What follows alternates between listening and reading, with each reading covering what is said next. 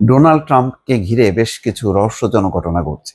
যেমন কালকে হোয়াইট হাউসের কাছে গুলি হয়েছে।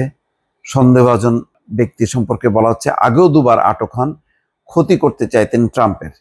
এবং শেষ পর্যন্ত একটা খবরে দেখা গেছে যে এই আটক ব্যক্তি গোলাগুলির সময় কেনা যায় না, তিনি নিহত হয়েছেন।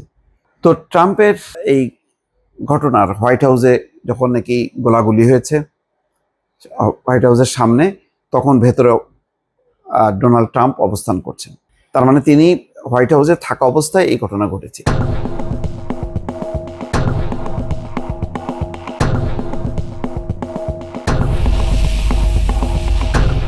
এর আগেও দেখেন হোটেলের একটা অনুষ্ঠানে, সাংবাদিকদের এক অনুষ্ঠানে এরকম গোলাগুলির ঘটনা ঘটেছে এবং তাকেও আটক করা হয়েছে।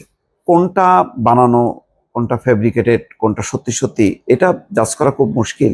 তবে ঘটনা কিন্তু ঘটে চলেছে এবং ডোনাল্ড ট্রাম্প এখন তার জনপ্রিয়তা নিচের দিকে। এটাকে উপরে ওঠানোর জন্য এই ঘটনাগুলো ঘটানো হচ্ছে কিনা পরিষ্কার না। তবে অন্য একটা কারণ হয়তো বোঝা যাবে যে ডোনাল্ড ট্রাম্পকে ঘিরে বেশ আন্তর্জাতিক মহলে অনেকেরই এখন নানা রকম ক্ষোভ বিক্ষোভ এটি সংগঠিত হচ্ছে। এর কারণ সারা বিশ্বকে অশান্ত করে রেখেছেন ডোনাল্ড ট্রাম্প।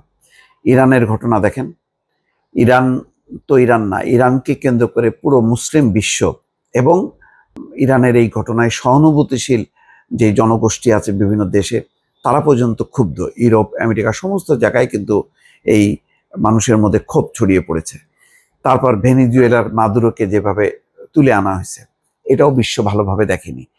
এখন সর্বশেষ ইরানের সাথে মানে কুলায় উঠতে না পেরে কিউবার শাসন ব্যবস্থা পরিবর্তন করবে অথবা কিউবা দখল করবে, এরকম হুমকি দিচ্ছে। তার মানে একযোগে মধ্য আমেরিকা, ইউরোপ, মধ্যপ্রাচ্য বহু জনগোষ্ঠীকে ক্ষিপ্ত করে তুলেছে। এখন এই ক্ষিপ্ত করার মধ্য দিয়ে ডোনাল্ড ট্রাম্প যদি মনে করে যে তিনি নিরাপদে থাকবেন, তিনি নিরাপদে থাকবেন না। নানাভাবে প্রতিশোধ নেওয়ার অনেকে চেষ্টা করবে।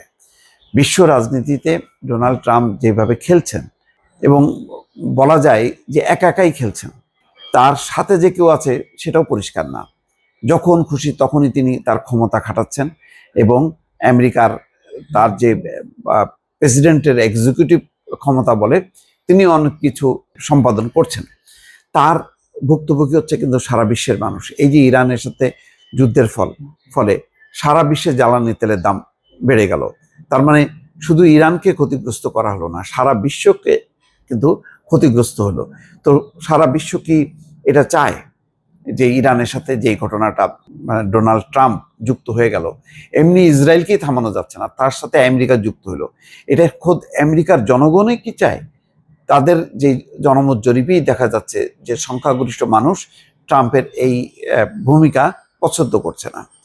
তো তারপরেও ঘটায় চলছে, যার কারণে সাম্প্রতিক সময় দেখেন সে তার জনপ্রিয়তাটা বা হিরোইজমটা তুলে ধরার জন্য হোক অথবা প্রকৃতভাবে হোক না কেন, হোয়াইট হাউসে ঘটনা ঘটছে, হোয়াইট হাউসের বাইরে ঘটনা ঘটছে, তিনি হোটেলে যাচ্ছেন, সেই হোটেলের অনুষ্ঠানে ঘটনা ঘটছে, খোদ আমেরিকার মধ্যেই কিন্তু আস্তে আস্তে তিনি কিন্তু তার পৃথিবীটা ছোট হয়ে আসছে।